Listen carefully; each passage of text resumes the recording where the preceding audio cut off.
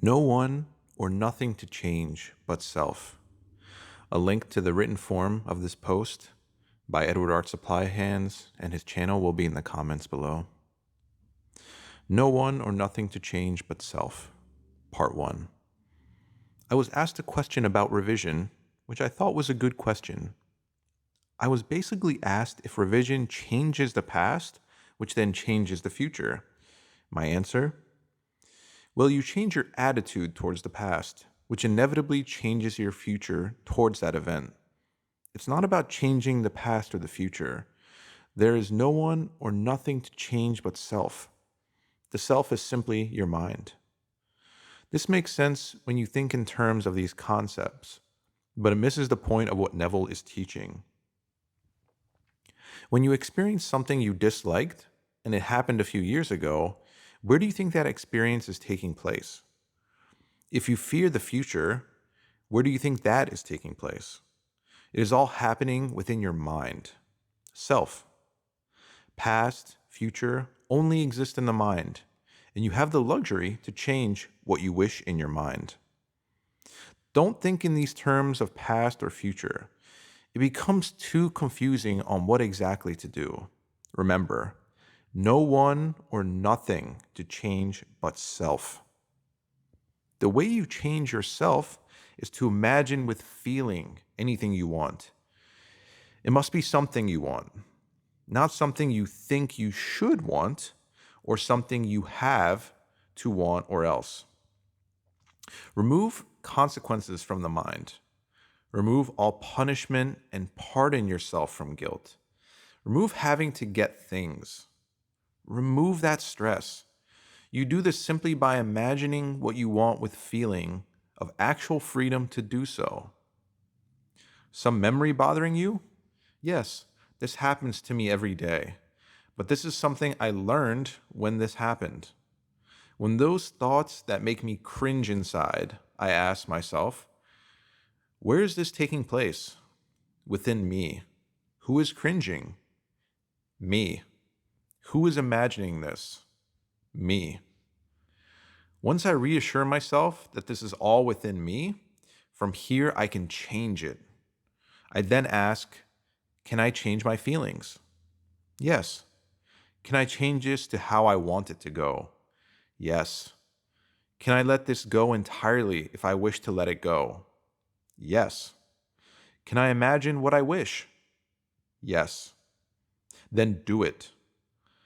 I do not wait to do it, even if it is nagging at me. I learn to not fight, but to change what I want.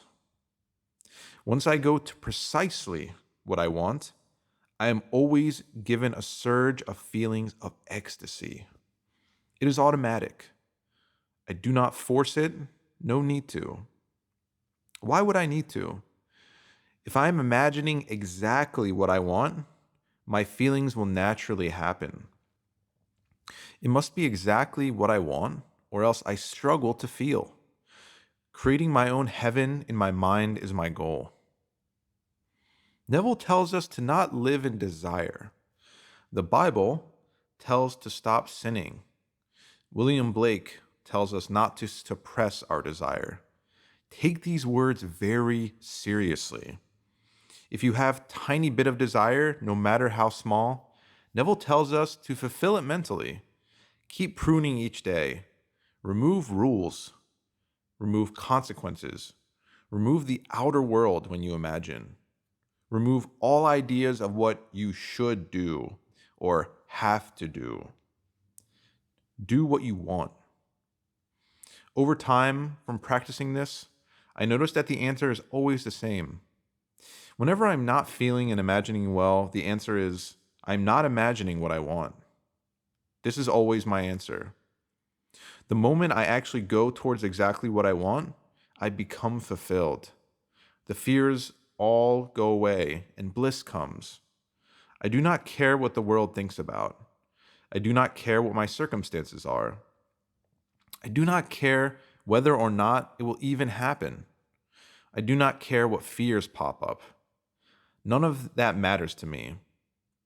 All that matters is that I fulfill it within me. This is what actually changes me. This is how I find happiness.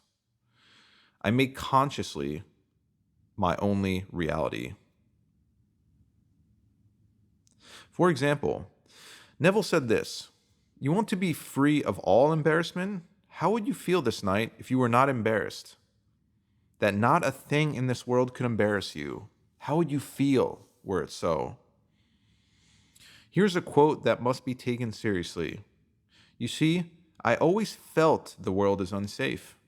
I would act upon this feeling, always feeling uneasy, and I would create thoughts in me being harmed from the world. But imagining my world is safe, I get all sorts of feelings. I get feelings and thoughts like, sure, you can imagine that, but come on, they're crazy people out there. It would be nice to believe that, but people can be harmful, and etc. But that is what I want. I want to feel that. I want to experience that.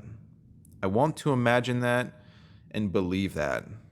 That is what I want. Why reject myself from that experience?" Neville is saying, what if nothing could embarrass you? What if your world was safe? What if your world always worked toward the fulfillment of your desire instead of having opposition? When I assume it, I do not care about how it will happen or when, or even if it is possible. All I care about is changing my entire feeling to exactly what I want. Then, in its own strange way, it grows in my world. This is what I mean by giving yourself what you truly want. Find something deep that you want and dare to assume it. This is what truly changes the self, and that self will be expressed. I hope everyone who reads this becomes more blessed in their lives. I hope all of you fulfill every little desire within yourself, down to the tiniest ones. Sometimes, those are the best. Thank you for listening.